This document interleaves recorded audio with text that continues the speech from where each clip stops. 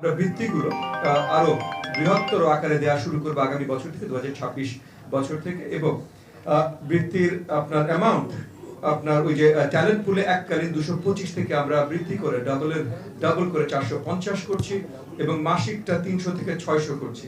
একই সাথে সাধারণটাও 225 থেকে আমরা ডাবল করে 450 করছি। এবং একই সাথে এই পরীক্ষার মানের উন্নয়ন আমরা করছি। এইবার আমরা পরীক্ষা নেওয়ার সময় দেখেছি যে আমরা যে জিনিসগুলো দেখলাম, অনুপস্থিতির বড় একটা সংখ্যা আছে অনেক জায়গায়। উত্তর দেবার ভিতরে ভুল, মানে ওই যে কার্ডে ভুল দাগানোর বেশ কিছু সমস্যা আমরা পর্যবেক্ষণ করেছি। আগামী দিনগুলোতে শিক্ষকের ট্রেনিং এসব ব্যাপারে স্কুলগুলোকে আরো উৎসাহিত করা, যেন শিক্ষার্থীরা উৎসাহিত করতে পারে এবং আমাদের সরকারি প্রাথমিকের বাইরেও প্রাইভেট কিন্ডারগার্টেনদেরও যেন উৎসাহিত করতে পারে এই বৃত্তিতে অংশগ্রহণ করবার জন্য সব ধরনের পদক্ষেপ মাননীয় প্রধানমন্ত্রীর ডিরেক্ট নেতৃত্বে আমাদের মন্ত্রণালয় থেকে নেওয়া হচ্ছে।